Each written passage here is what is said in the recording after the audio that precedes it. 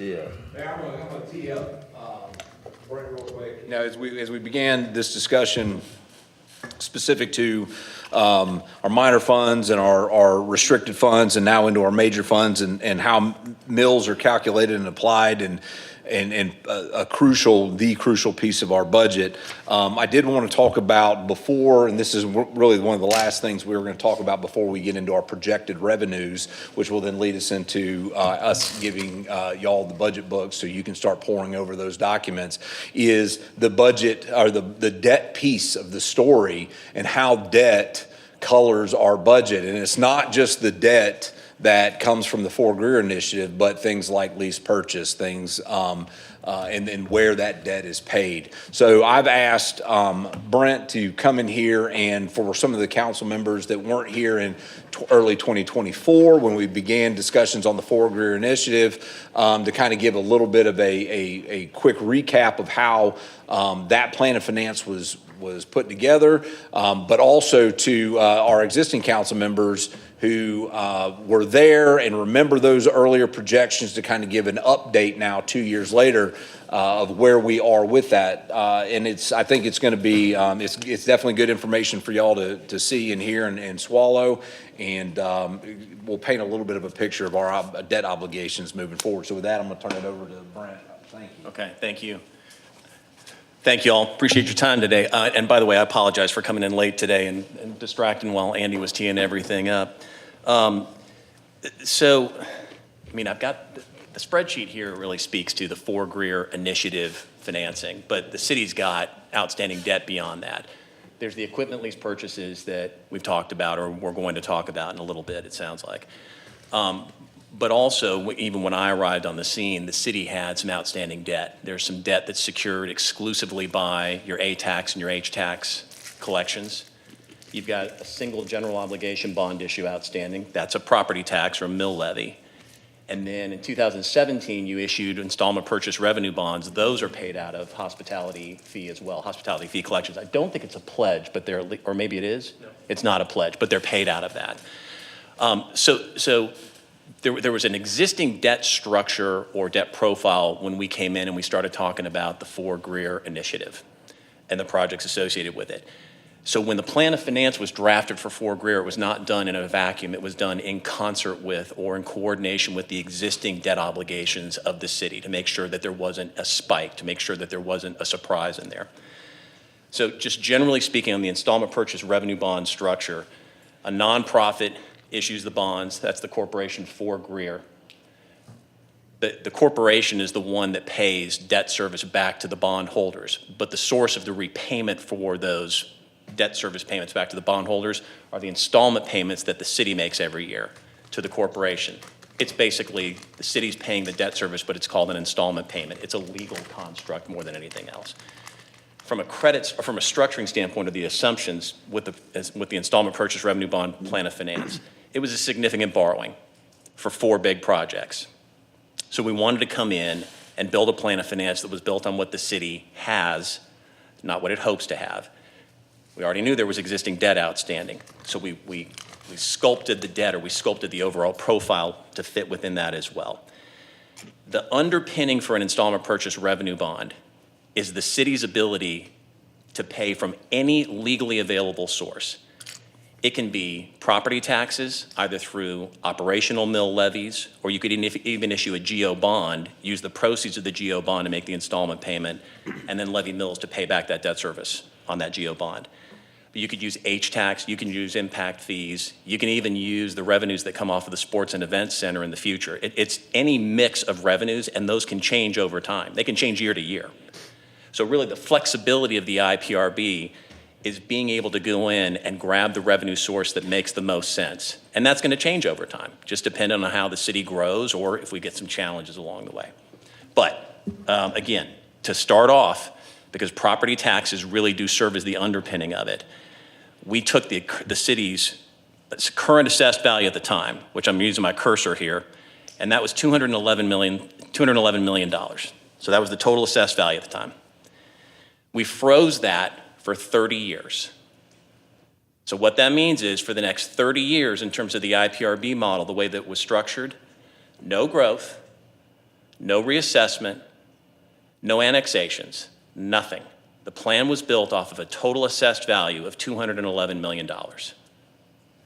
All right, so when that plan contemplated $211 million, we issued the 2024 IPRBs. That's what we're seeing here. There was a Series A that was tax exempt and a Series B that was taxable.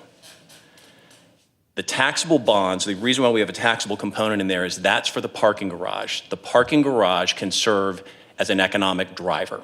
When you're trying to bring in businesses or a hotel, being able to negotiate below market rates or even offer free parking, if that's the city's choice to do that, you can only do that when you've got a taxably financed structure. So that's why we did that on the parking garage. What we've done is we amortize that debt first. It's the highest cost of funds, so we end up amortizing it more quickly. So that's this piece, the Bs. The As amortize thereafter. So we've got the principal and interest on the Series As, plus the principal and interest on the Series Bs, and we come up with a largely level aggregate debt structure, about $2.4 million a year. With me so far? Okay. At the time, we advised the city the best way to finance this, the cheapest cost of funds, is not to do a GO bond, but to use operating mills. If you've got the ability to levy operating mills to make these installment payments, that's the best way to go. And 14 mills was our recommendation. Well, it turns out, even though we don't need the 14 mills up front here, 14 mills is about the cost on the back end. So out of the gate, when the city raised mills by 14, it was to accommodate 100% payment on the 2024 bonds, the combined debt service on those A's and B's. Knowing full well that on the front end, while we didn't need all 14 mills, there was going to be a 2025 bond issue, and we could use some of those mills to offset the debt service on that. All right? So that's how we got to 14 mills. Then when you all did the budget back in 2026, or 2026, the decision was made to lower the mills by 2. So we went from 14 down to 12. That's okay, it worked fine because our assessed value had gone up to $252 million. So let's change this. All right. So now you can see where we were at 11 mills on the front end here. When we use the new assessed value, that's the amount of mills that need to be levied to make the debt service in the 2024s. And when you scroll down, you can see the 12 mills now covers what we need under that new assessed value. So basically, the growth allowed us to still stay within a current mill levy to make the payments on the 2024 IPRBs. Now, after the adoption of the budget, the 2025 IPRBs were issued. The majority of that went to the Sports and Events Center. The balance of it went, about $10 million, I believe, went for a fire station. Well, what that means now is that we not only have the mill levy here for the 2024s, you have to add in the debt service from the 2025s, and you get a total mill levy that once it gets ramped up, runs around 26 mills. So right now we're levying 12 mills to cover what could be a total mill impact of 25 to 26 mills. But bear in mind, that's if we were to pay the debt service exclusively out of property tax collections. That doesn't take into account impact fees. It doesn't take into account revenues off of the Sports and Events Center. And as it relates to H-tax, over the 2-year period from 2025 to 2026, the debt service on existing H-tax obligations drops down by more than $1 million. That means there's $1 million that was going out of H-tax to make debt service payments on bonds. That debt service is going to drop off over time. It creates an opportunity to move it over for the IPRBs if the city chooses to. Again, the IPRB structure is flexible. So as revenues become available, either through a reduction in debt service or when the Sports and Events Center comes online, or if you've got impact fees or anything else that's coming in, you can grab those monies, and instead of fully levying mills, you're using those other sources. But let's stick with the mill discussion for right now, because I think there's something that's pretty impactful here. All right, so $252 million was the assessed value that was used or that was prevalent at the time that the mill reduction from 14 to 12 was put into effect, okay? Since that point in time, and by the way, before we jump over here, so again, got a mill value here, you know, about 19.7 mils here and then 26 mils over here. Okay, let's change our assessed value to what it is now. So we're at 19.7 and 25.9. Those drop down to 15.3 and 20.1. So what's happening is that the growth that was never factored in to the plan of finance for the IPRBs, the growth is allowing an organic reduction in the mill requirement, assuming the city were to pay the debt service completely out of mills, which, as we've talked about, is not what you have to do. You can pull in from other revenue sources. Here's the really dramatic thing. The growth in assessed value, this is phenomenal to see this. I mean, I've worked in a lot of communities I've worked in Hilton Head for almost 20 years. I still work with the City of Columbia. I mean, I'm in robust growing areas. This type of growth in assessed values is unprecedented. Since we put the plan of finance into place, it grew 19% the following year, 16% by 16.8% the next year, and 9.9% most recently. That's an average annual growth of 15.3%. So let's do this. Let's assume that our 323 grows by what our average is.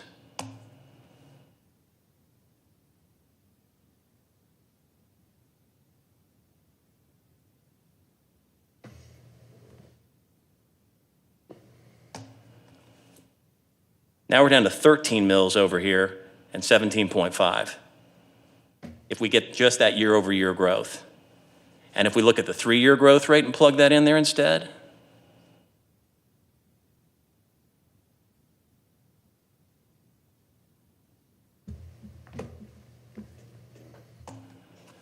we're at 10 and 13 mils.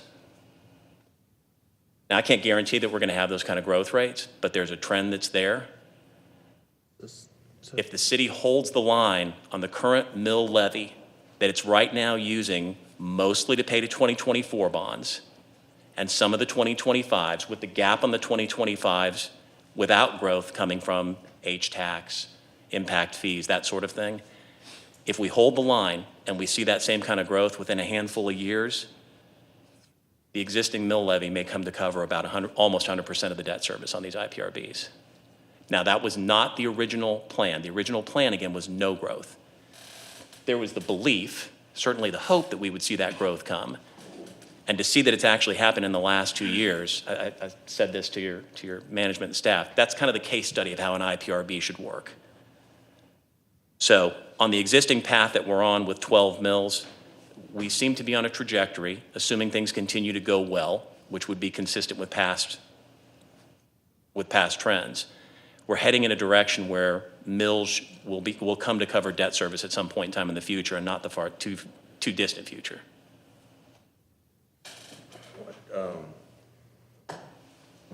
What debt, I guess it's this project that we're sitting in, when does it roll off the books, Andy or Chris? Or? This one's rolled off already. Okay. So this We one, made the last payment, I think, last month or the month before, right, Chris? Yes. Wow. Yes. So that's off the books. so the 2017 IPRBs went to fund the parking garage over at the Hampton Inn, and was there anything else that got funded off of it? The IPO did the police and courts, City Hall, and Okay. City Park. The parking deck wasn't. No, the 2017. Oh, the new, yeah. Just the garage that was 2017's? Yeah. And some stormwater improvements, is that right? Yeah, but it was all related That's to right. Yeah, downtown, yeah, yeah. like downtown. Yeah. Are we still carrying debt for City Hall and Police and Courts? We paid the last debt payment on this building, which included the park. Is that right, Chris, last month? That's the debt payment we paid off. The 2017s? Yeah, no, not 2017. The 06s. Oh, then yes. Yes. And that included the police and courts in there? Those were under, I think they're under a different financing plan, and they roll off next year, the year after. Those are general obligation bonds. I don't remember, I know that as everything went along, we refinanced it a couple of times and went down. That's what I was just saying to Chris. It was think we 2013, you There was a refinanced it. refinancing in 13, it was a GO issuance. And It was a GO. And that's a great point. All of this model also assumes that we never, ever, ever refinance this debt for savings. The yield curves are gradually sloping up. So, we start here, the yield is this, and then, in 30 years, it's this. Well, step forward 10 years in time, when we're ready to refinance the debt, the yield isn't up here. You're now at day one. So Yeah. what was a 10-year yield before is now a 1-year yield. We're going to be able to refinance this debt at some point in the future. And that makes this entire model cash flow even better. But it's not part of the assumption. So, okay, I guess the question I was getting around to is, so how much, I guess, cash is freed up by the bonds we were just talking about being paid off? And, because that's debt service, are we gonna capture that to keep it in debt service It was 673,000 was for, the annual per payment. year? Yeah, correct. That was- Okay. that's all. So these are the numbers that when we were doing the plan of finance, and this predated Chris. So what I've got in my records, that drop in debt service payments that were owed, that are payable out of H-tax, that was paying the bonds. The original bonds here were like 2006. They were refinanced in 2013. Right. Those 2013 bonds we're getting, for this facility, we're getting paid out of H-tax. So it's already been captured within the comments that I had of, hey, folks, over the last 2 years, you're going to see your H-tax secured debt go down by $1 million in annual payments. That's part of that $1 million. Which then could roll into. Okay, so that's my question. Don't complicate it too much for me. Can you, Mr. can you Manning, hit but up one? I'm sorry? I want to see the formula used right there. Go ahead, just hit up.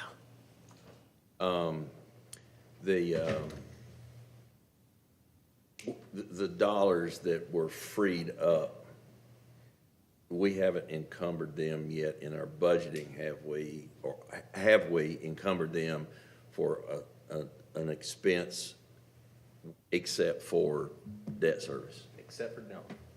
Okay, so those dollars will continue to budget for debt service. Unless y'all direct us otherwise. No, okay, I got you on that. But, so was that in, That was not in the assumptions. okay, When we so when you go to the rating agencies and really to bondholders, the conversation you have with them is, we're going to assume for the sake of argument that the city's got a current assessed value that is frozen. It will never grow. It doesn't matter how great these historic trends have been. We're flatlining it for 30 years. We're also going to assume there's no other source of revenues to pay these bonds yeah, other than got that. collections off of property tax. Right.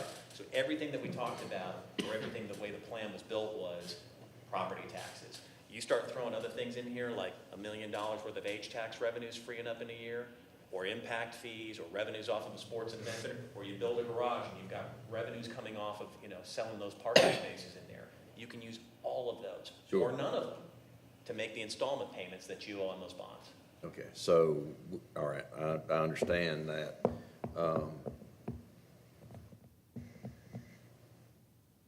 Okay, I've got another question, but it'll hold it's not a part. It's question time. Let's hear it. Well, no, it's just really about the operation of the sports and recreation Yeah, center. well, that's a And- different and discussion. how we will take those revenues to, I got you, Yeah, that's a little lengthier Gotcha. talk, yes, sir. gotcha, yeah. I think, Andy, just so I remember correctly, this is going, because we met you all when we had the exec session on like the third floor, and then we had okay. So I remember clearly what you're saying about we assume no growth over whatever that time was. But now, are you saying the additional monies is going directly to debt service? Is that correct?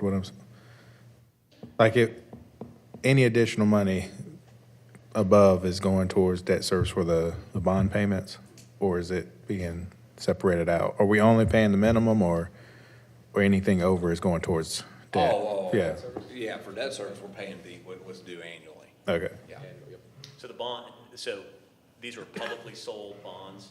They have a 10-year optional redemption provision. So like prepaying your mortgage, that's not an option until we get to the 10-year mark. So Okay. when I was doing this, stepping aside, showing you 10 years later, that's when we get to the redemption provisions on these bonds and start either through cash you've accumulated or through a new bond issue like you did with the original financing on this. You refinance it just like you would with a mortgage. I mean, there's nothing stopping us from putting in an account that would grow, and then we make that lump sum payment Yeah. at some point. Where does it go now, or where does that go now? Just in general fund, or if there's, a- Where do we book the debt? Yeah. In general fund.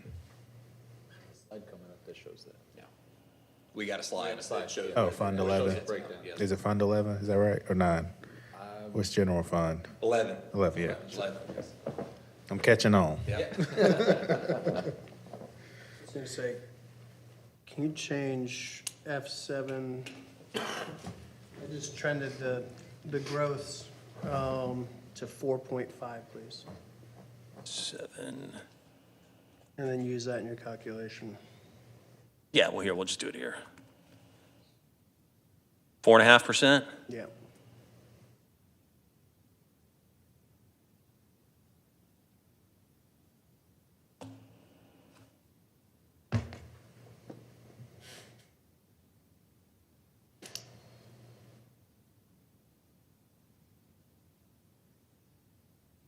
And to Andy's point that he made just a moment ago, and Michael and we've done this with a couple of clients. One who's, they're kind of the rock stars of it so far.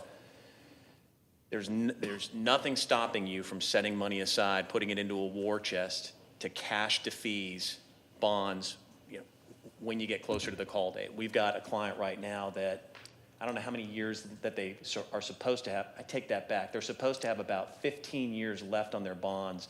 They're going to pay them off about 12 years early. Now, it's a county client. They've had some fee in lieu of tax come in, new ones come online, but rather than use it to fund new projects or expand services within the county, they're socking away that money to pay their debt off quicker. That's another another case study too. Had one paid off. Something like that.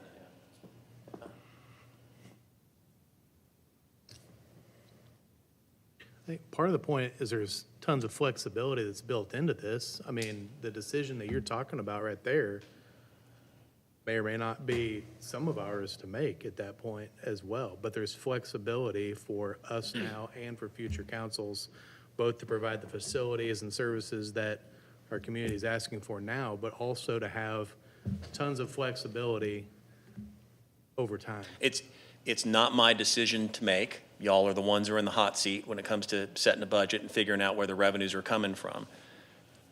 From my perspective, from a credit perspective, when I see we have a dedicated mill levy, and when I see that we've got growing assessed values, and again, I mean, we can push the numbers around and assume growth rates and historic trends or 3-year trends, but when you see that there is a trend that is suggesting that in some finite period of time, we should have, or we should see, if not a full offset, a substantial offset to all of the mill levy that's required in the plan of finance, that's where I take comfort as a credit analyst. And you guys you're already there. I mean, you're 12 mills there. You've already done the hard work of raising that millage and then subsequently lowering it. So that delta now is smaller than if we've got the amount of other funds we would need to pull from to cover that difference. There's less burden on it. Well, here's the other thing too, as I'm thinking about this. So we saw that there was some volatility in some of your revenues that were shown up on the screen. The more reliance that is placed on the existing mill levy, the less exposure the city takes in the future from revenue sources that can vary. So let's say we get into a pinch at some point in the future. Hospitality fees, there's another pandemic and hospitality fees go down. Although I will tell you, you still had growth in hospitality fees during the pandemic, which is pretty shocking. Because we're blue collar. That's my theory behind it. Blue collar people, they worked. But to the extent that there are not mills available to be making the payments, it places more pressure in the future on what can be less stable revenue sources. It is. Like business license or H-tax or any of these other things. So, and I'll piggyback onto Andy's comment. You've done the hard work of raising mills once. If it's within your power and your preference to hold the line on it, I think it sets the city up in the future for an easier path to repayment on these existing obligations. And certainly from a credit standpoint, it's going to be viewed more favorably. That dedicated mill, that's strong. Andy, out of curiosity, do we have a capital improvement? I know we've done, not necessarily capital improvements, but like he mentioned, if the roof goes out, things like that. Do we have dedicated funds yet for things of those nature? We'll talk about that as one. It's coming up? Yeah. Okay. Yeah. Well, before I lose my thought, and you probably will talk about it, the reason I mentioned that was, you know, you try to balance, do you pay off the house or do you have deferred maintenance? Do we have those discussions of what that looks like if we defer those dollars to those type of capital improvement things? I'm just thinking of as it was coming across my head when he was talking. That make sense? Clarify for me. So let's say we hold the line at millage, just in theory. Bear with me.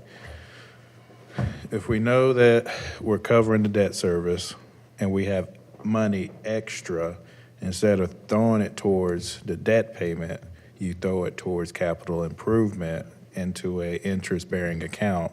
So then, does that serve a better usage than paying the debt off early, you know? Sure, I mean, I think that would be an analysis we would have to run and give it to y'all as a potential recommendation or an option and let you bat that around about how to use those funds. I mean, I think anything's possible. Again, to use my predecessor's analogy, we've baked you a pie that we're going to give you here in a minute, and y'all slice it up however you see fit. And part of that equation is how to service debt in the most efficient way, and that would be something that we would analyze along with, our expert advisors to give us that best recommendation for you. But we are trying to be more aggressive from a budgeting standpoint in having a true capital account to where we can just pay cash for those things and then put money into it annually. Well, we're doing that now with the new ladder truck, right? We're setting dollars aside, so when it's ready, we pay cash, right? We'll. Yeah, but I'm just. Yes, yeah. Okay. It's a very similar situation. Yes, sir. Mr. Robertson, going back to where you started on your spreadsheet here, what does this look like if we, by some miracle, take 2 more mills out of it this year?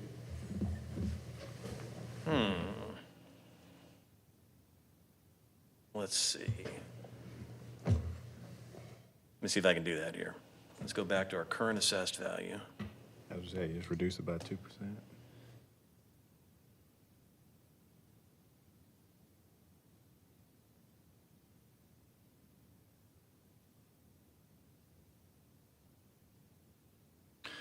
So you're basically taking $650,000 away.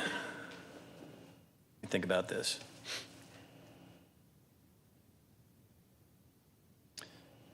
So right now, let me see if I can talk my way through it. I'm not sure if I can calculate my way through it. Right now, our current assessed value is $323 million. That gives us a mill levy of $323,000. That's against the next IPRB levy or next IPRB payment in terms of true mills of 15.35. So right now, we're levying 12 mills. If we were paying the debt service 100% out of tax collections, we're 3.35 mills short. If we reduce property taxes by 2 mills, we're going to be 5.35 mills short, which means we got to come up with, going back up here, about $650,000 from someplace other than property taxes to make the IPRB payments. But remember, that's also, well, I mean, for every year going forward, we've shorted ourselves 2 mills. And then it's a question of how fast mill values or total assessed value grows, mills as a result, to where we get back to property taxes, at least in theory, are covering 100% of all the IPRB payments. But the impact is 650,000, or instead of being a 3.5 mil short, we're 5.5 mil short. Does that answer the question? I think so. Okay. So, okay, we had 10% year-over-year increase in assessed value from last year to current, right? Yeah, So. right here. Okay. And we would be, what was the dollar amount you just said we would be short? 650, 647, 530. Okay, 650, I see that. Yeah. All right, so And let's, you reduce the millage, let's, for discussion, 2 more mills now. And so that puts us at a negative in the calculations that we'll have to go outside that debt service millage to bring back. But all else remaining constant in the growth of the mill and things like that, when would that be made up? Let's use that 10% number, which I don't, well, it may Can continue I ask a on. clarifying point to this question? Regardless of where the mill, I mean, I may be wrong. Everybody, all the smart people in the room can correct me. Regardless of what our millage, whether it's 111 mills or whether it's 109 mills, if we have X number of dollars of debt, it will require X number of mills to pay that debt if we want to use millage. Now, if we want to take it from other sources, we can rely less on debt. And I think I mean, that's- on millage. That's, I think that is my question. If you, like the capital improvement dollars, if you say, okay, well, since this began, we've pulled it down 4 mills. 2. Well, I'm talking, okay, let's say this budget cycle, we bring, so that's 4 mills. All else remains constant. We're 10% growth. Will that offset, how will that offset? And in what kind of time factor? Does that, Yeah, I know what you're saying is how much does it push the can down the road for our ability to possibly, when we go to the 10-year term? well, we're not kicking anything down the road. We're paying things. We're not trying, but if you got increase in revenues because of the increase in the assessed value, which means that we're going to have more ad valorem tax come in, correct? If we still have the 10% growth this next year.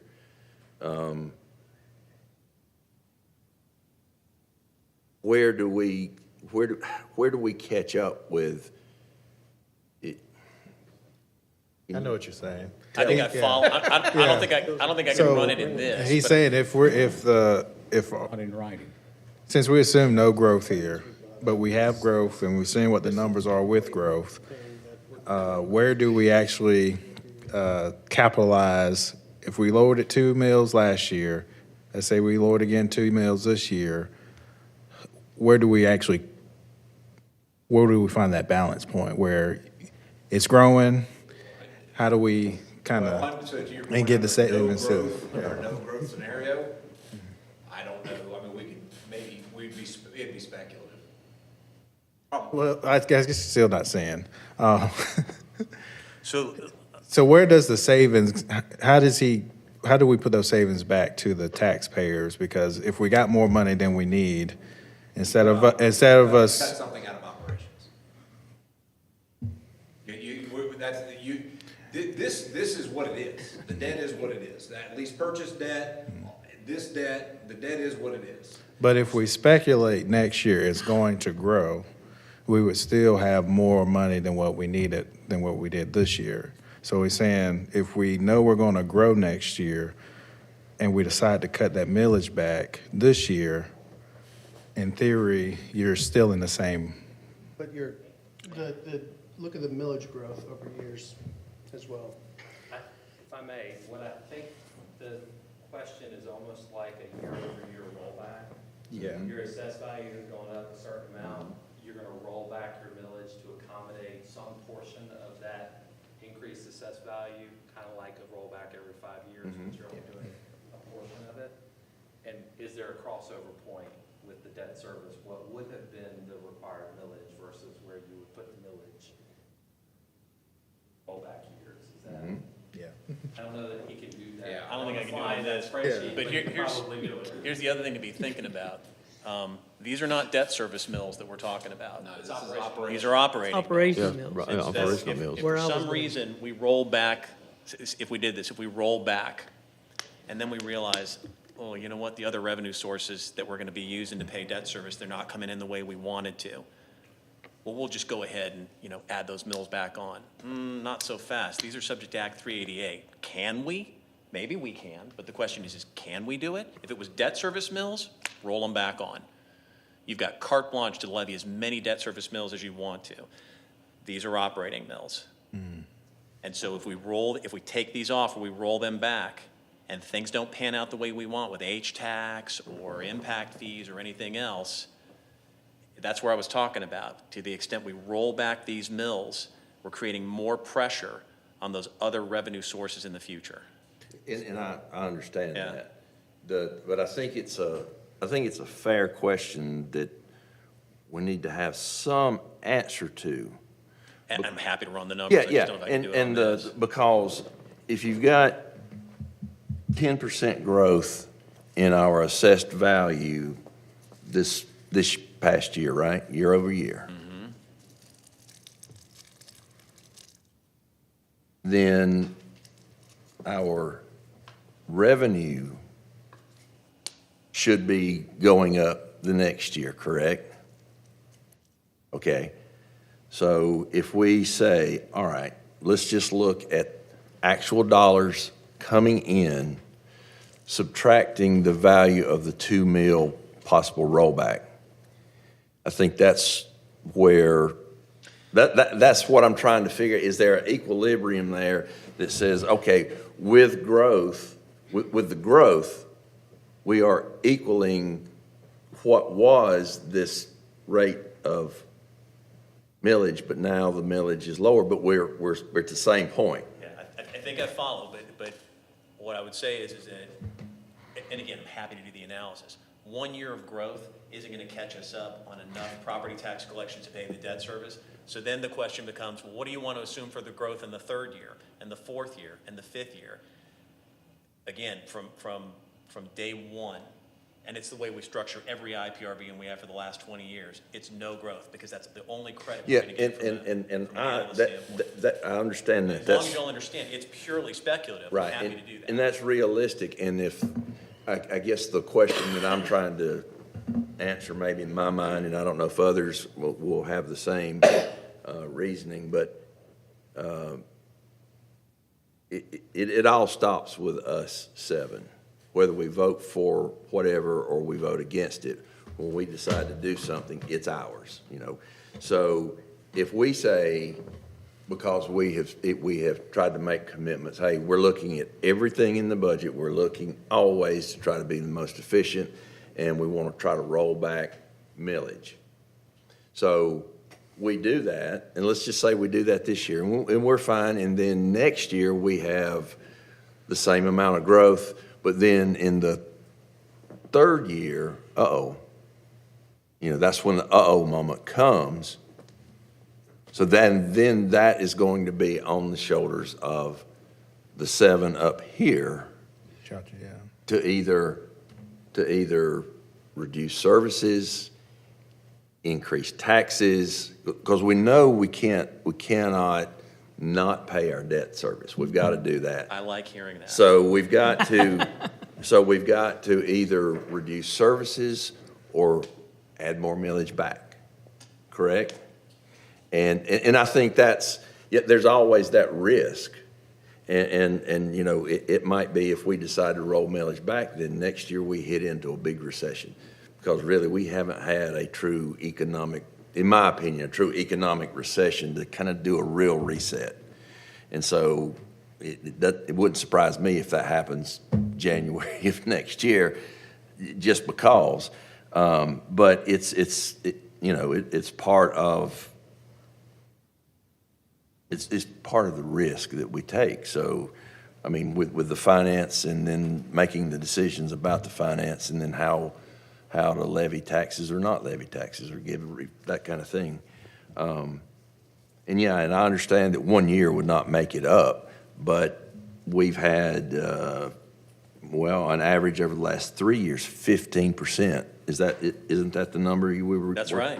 That's the 3-year average. And that's crazy. I mean, I think it is. Oh, it is. That's So I'm unusual. not betting on that. Do what? I know it's crazy, so I ain't betting on that one. No. Totally get it. No, I'm just saying it gives you, if you want to analyze numbers, you got to analyze both sides of it. And Consistently trending down is the thing that you There's another good need point. to realize as well. To your point. and it may, 10% is a crazy number as well, I think. Pretty big. Yeah, and I don't know if it's, if I had to bet on it, I'd say that's not sustainable, and at some point in the near term, there will be a big reset. But if there's a possibility you can do that calculation, I'd like to see it, just so I can say, I've looked at it, it wasn't that your presentation made sense. It's okay, I've taken your facts and then I've taken what I was thinking through, and then that helps me make my decision. Yeah, I follow. Yeah. And, How do you differentiate, you've talked about operating millage and debt service millage. How do you differentiate those two? From a legal standpoint or a financial I standpoint? mean, if we lower millage, how do you know which it is? I Well, think if you from a have a Those level concrete of debt loans. service, you know you've got to pay that debt. Yeah. So if you, council, wanted to say, we're going to pay that debt through millage. That's how we're going to pay the debt. So then we would tell you how many mills that equals to pay the debt, if you decide that's how you want to pay it. Now, if you want to pay it with a combination of debt millage and from other revenue sources, you can decide that as well. But if you say we're going to reduce millage overall by 2 mills, and you still say, I want to pay my debt through millage, that number doesn't change. So that means that 2 mills comes off of operating millage. And that means we've got 2 mills less to operate on because council's decided to pay debt through millage. And our If that takes 25 mills, it takes 25 mills. And what is that number now?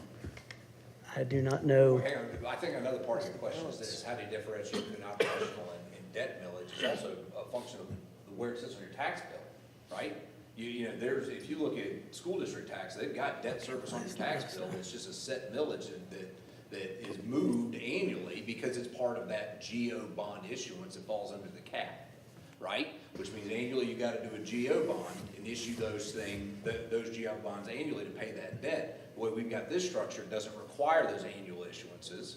The IPRB is used specifically using operations and every other available source of funds. And that's the delta we're talking about between the 12 mills you've already issued and what it'll take to pay both the 24s and 25s. And under aggressive, semi-aggressive, no growth, whatever, we know it'll be somewhere between right now 8 to 10 mills, if maybe even 10 mills, that we have to cover that delta through H-tax, A-tax, fund balance appropriations, however y'all want to do it. We know we're gonna have to pay that. So the aggressive numbers that Brent ran earlier, I say aggressive, that are predicated on growth numbers, we could theoretically grow our way out of the debt with the debt y'all issue, or with the millage you issued, levied in 2024, in theory.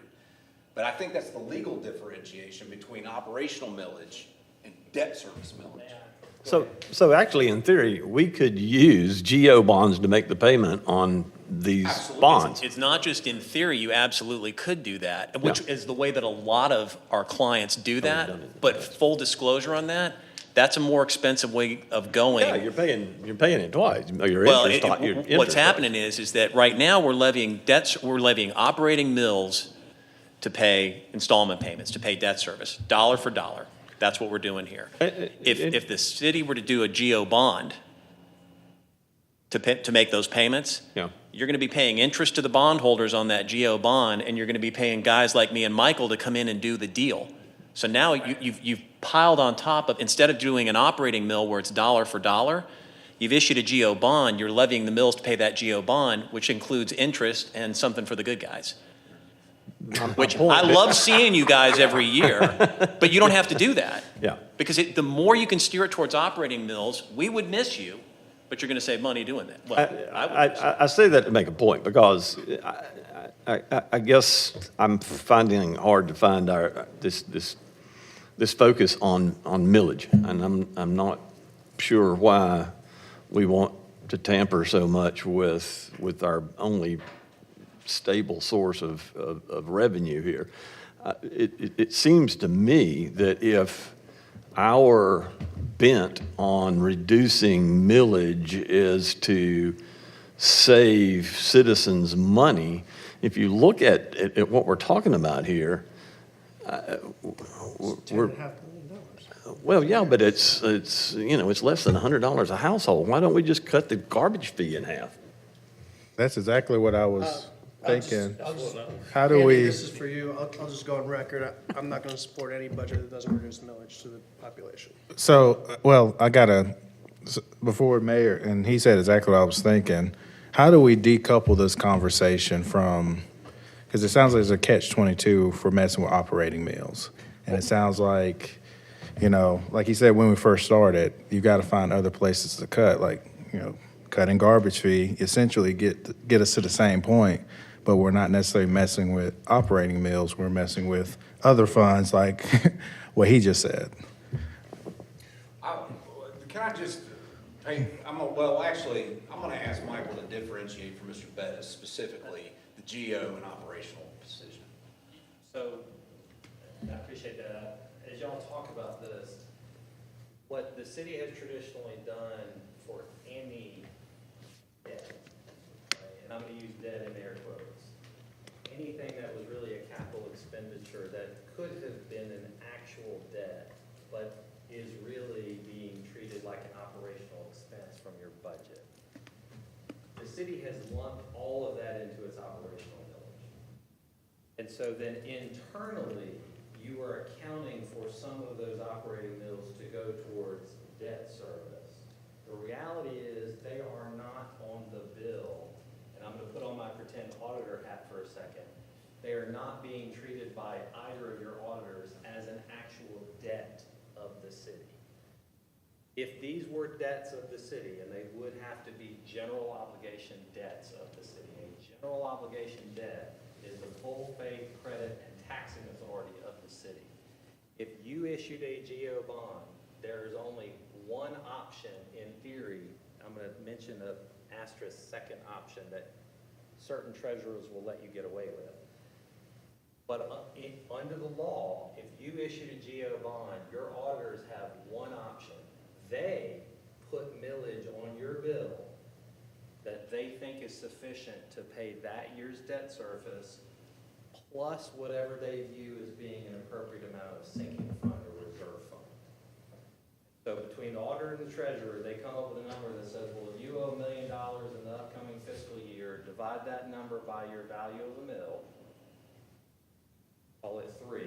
That's 3 mills of debt service on your bill. The treasurer says, well, but the payment for next year is another $1 million, so I think we need a 25% cushion.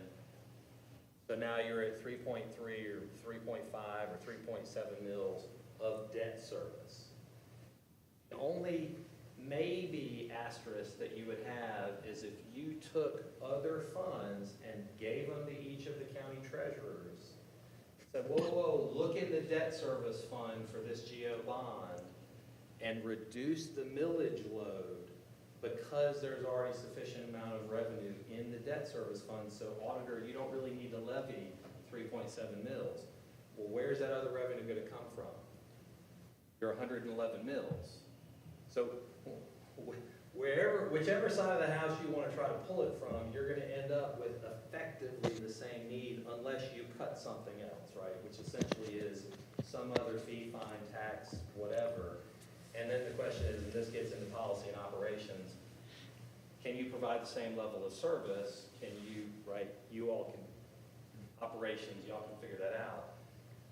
So the reality is, the reason why people put the debt service millage on, the reason why they issue GO bonds, is those mills are not subject to Act 388 restrictions. What they are subject to is the 8% constitutional debt limit. So what the General Assembly has done is they said, okay, over here the Constitution says you cannot issue more than 8% of your total assessed value in general obligation debt, and that's how we protect the citizens from overborrowing, unless you have a referendum. Then the General Assembly came along in 2006, effectively the fiscal year 2006, and said, now we're going to limit your ability to raise operational millage. That's Act 388. So on both sides, in essence, they have said we've protected the taxpayers from the local governments overtaxing you for debt or overtaxing you for operations. They essentially end up doing the same thing. If you've got $100 worth of debt and operations, you need whatever the millage is to cover that, whether it comes from one side or two sides, you end up with the same mathematical problem. And I think that's why, and again, this is my guesstimate, that's probably why the city for years just said, we need $100. We're just gonna all feed it out of the operational side of the house. And that was done even before Act 388, as I understand it. That's been the city's mentality for quote ever, and has never differentiated between operations and the debt service. Is that? I guess for my simple mind, I'm gonna take out millage. So let's don't even talk about millage, but we'll talk about, on the operation side, it's X. Debt service side, it's X. And so we know we've got to have those revenues. We have to have revenues to offset those, at least equal to that. And my question was, okay, if we mandate a reduction in revenue, which would be a reduction in millage, what part will growth play in making up that? That's where I understand all the arguments and the risk and the rewards and so on and so forth. Quick answer to that is this fiscal year, this budget, it wouldn't have any growth, would have no impact because we've got a Sure. large budget. So we'd have to make cuts today. Okay, but into next year, and assuming 10%, or how long out does that, the 2 mil reduction, how long is? That's where I think Brent's gonna have to just get creative on how to demonstrate that. But because we don't raise taxes every year. So in between A and B, we're relying on growth. So how long is that, or, how long will it take to make up that? We'll try and figure that out. Yeah. At least to give you the opportunity. Yeah, I think that helps me a lot, so. Yes, sir. Well, we know, just from the scenario that we ran from Charles's request up there, what, 4.5%? What did we run? 4.5? We know it's $650,000. I mean, it's gonna be the new Delta day one. Well, and I think it's important to remember, the debt's actually paying for something, Sure. right? Yeah. The debt is paying for a sports and event center. The debt is paying for a parking garage, and it's paying for 2 public safety assets. So when we talk about the service we provide and the level of service we provide, the decision was we're gonna enhance the level of service that we provide for a growing community on the north side with a fire station, with a more robust public safety facility, with an economic development tool at some point when the time comes with the parking garage downtown, and a sports and event center that as of now could very well be in the black before we've even opened the door from an operations standpoint. So, which will have spin-off benefits. So this debt is reflective of a decision to enhance or grow levels of service for this city. And I think that's an important piece of it, is the citizens are getting something for their dollars. This isn't just dumped into the general fund. No, I want to make sure that we're very clear about that, is this is what's happening. I'm clear about Yeah. that. But I think that I wouldn't, I think for me to do my due diligence, We can provide you what you're. that's what I'm needing. Yeah, I don't have any preconceived notions about anything at this point. I just want to try to make the most informed decision. So kind of piggybacking off of Jay, I guess the question I have now is, going through all these scenarios, does this ever realize into a tax savings potential for the citizens to get a millage decrease? Or since we're providing more services and more opportunities, the impression is the cost is going to be more because you're getting more services? I guess that's the question I have in my head, is at what point is there a tax, realization for I think something? that point would come when this council and administration, we can make a recommendation to you that we have a rock-solid level of comfort that says other sources of revenue are substantial enough and consistent enough to go towards debt to where the millage requirement isn't where it was. So I would come to y'all at some point and say, hey, y'all, we're killing it with hospitality. The Sports and Event Center has spun off 2 or 3 additional hotels in and around our area. We've got an additional $500,000 a year or whatever that's coming in revenue above and beyond operations and above and beyond a sinking fund that would go to capital improvements. We're doing good. In that case, I will be the first one to stand up and say, if y'all want a lower millage, I'm comfortable enough to say now's the time. I'm not comfortable enough to say that today's the time. If everything remains constant here in 2029, we'd have to, these are, if you kept the same budget, these are debt service millages, right? On the very, very They're right-hand operating side mills.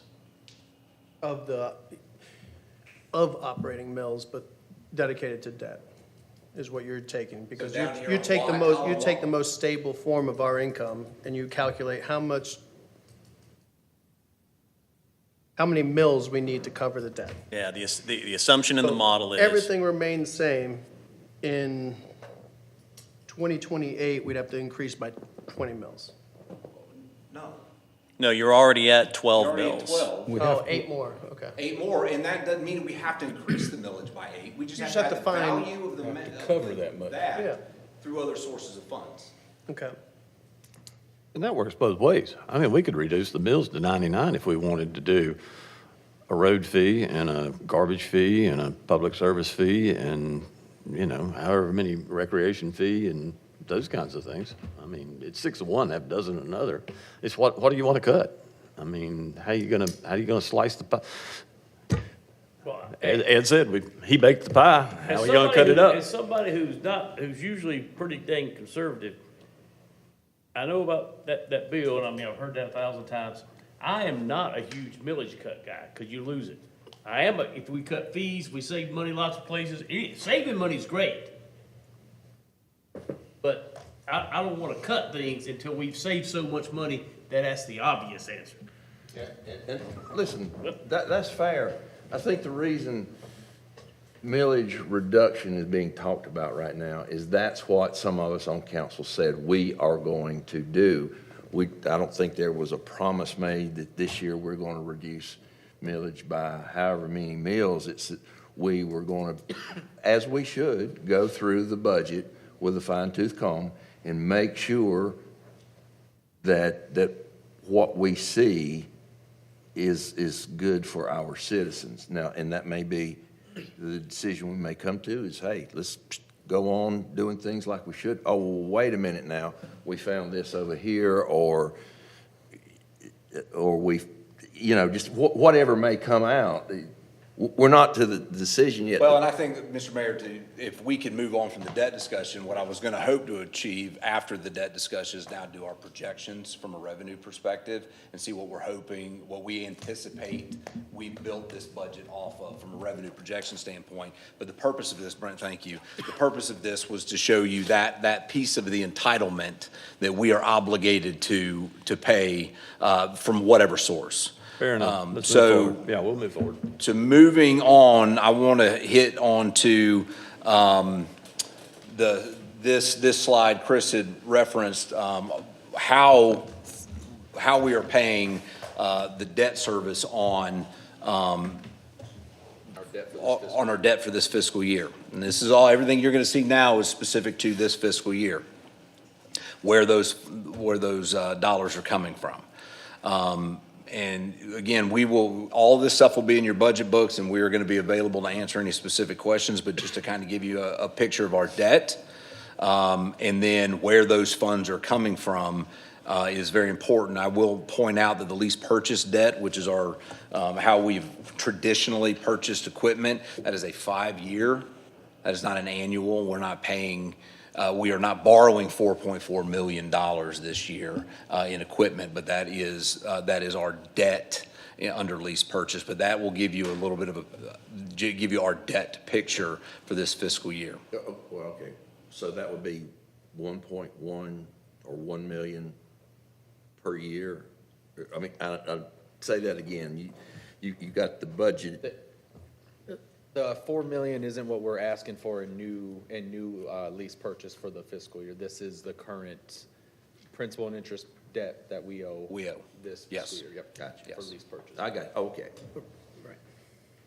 Revenue projections. Fines and forfeitures, fire fees, grants, miscellaneous. A lot of what you're about to see is charts that were previously in this presentation, with the exception of the FY 2027 column at the end. But that just goes to show what we project in the way of revenue in all of those particular rows. But we are projecting in that $3.1 million worth of revenue in that area. Under minor city funds, we put Rec Fund, Fund 9, 23, sanitation, et cetera, so you can associate the number with what we are, with what that account does. We're looking at a $1.2 million, a $7.2 million amount of revenue with an amount change of $1.2 million. I think it's important to point out that the large part of that amount change is under real property, which is part of our Wards Creek Trail Project grant that is coming through. That's where that money goes. Revenues for this fiscal year are under general fund, and this is how we've delineated all of that, is $60 million. $60.7 million. Again, we have no fund balance appropriation budgeted for this fiscal year. Major city funds, all funds total, this is all funds, $84.4 million. 10 is lease purchase, 12 is our debt, 18 is hospitality tax, 19 is our stormwater revenue, 31 is our capital projects, and that's the one that, Mr. Airwood, we've talked about a number of times, and then our paving fund at $3.5 million. That is a snapshot of our revenues. And I can pop back to that slide if it helps, but beyond that, I wanted to, again, this is where we are, and this is what we project for revenues, and we have built our budget that we recommended that's balanced, predicated on those numbers.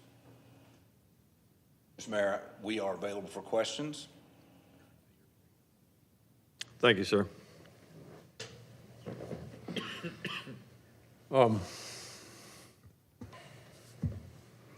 Council, plenty to process. With time drawing near, I know there are some other obligations that folks are going to have this afternoon and this evening. Questions either of staff and/or Mr. Or any of the others that have brought information this afternoon? On the paving revenue, it's a 25% increase. Where, is that a combination of what we receive from the counties plus general fund? Correct. Yes, sir. A combination of the counties, yes, and some property tax dollars. The 1.2 mils that we levied back in 2002. There you go, to go okay. to paving. Good, good. Quickly, which ones are restricted, non-restricted? Restricted's gonna be 18, 19, hospitality, stormwater, paving, 60. And then under minor, sanitation is restricted. Sanitation, thank you.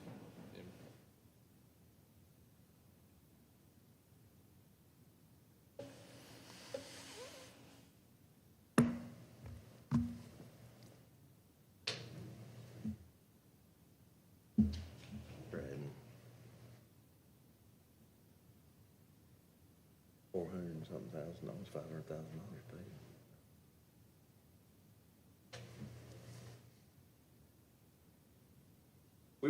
I will email you these, this slideshow presentation, and we'll also print hard copies out for you to have.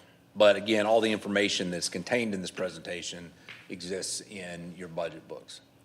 Chris, you can correct me if I'm wrong, but I did notice on a few of the slides early on that the numbers that were on the slide for it currently stood as far as a particular fund, there seems to be a couple of them that vary from what is going to be in the book because they were done on different days. It's done in real time. So if something was brought in a 7-day, I don't know when the slide data was created, but there might be some For the discrepancies. actuals? Yeah, in the Oh, okay, actuals. yes. So Yeah. look, the actuals that are in your book will be probably the most recent actuals. I think it's for council and staff to, and when you, going back talking about millage, is that we have 1.5 mils that's dedicated to road paving. That's, And another 2.1 or 2 that's already GO debt as well. yeah, so the road paving deal, that gains a lot of ground. That's good that we've done that. And that's, what did I tell you, about $500,000 more dollars Something along those that we're lines. putting in. $1.2 million. It makes that, those county appropriations for the city a little more robust. Yes.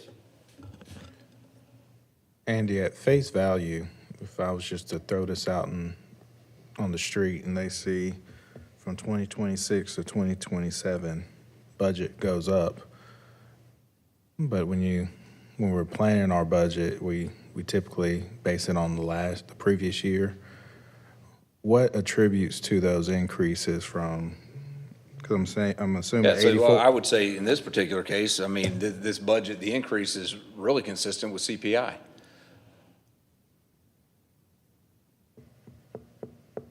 So it'd be like cost to pay employees, Yeah, I mean, I things like think that. we've got general fund budget of $60.1 million, and last year's was 58.5.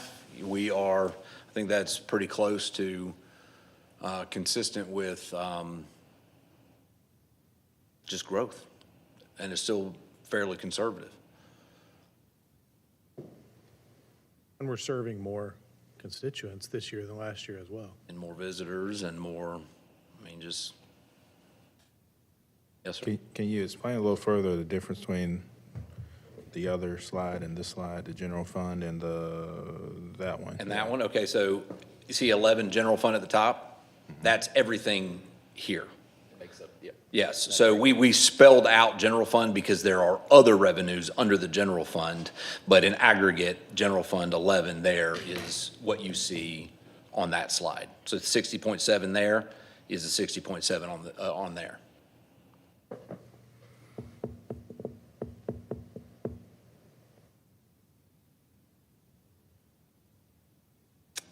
Others?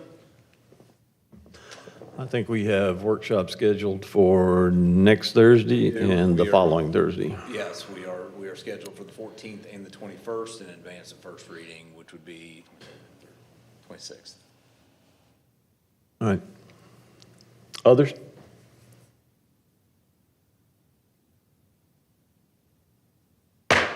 Call the workshop to a close.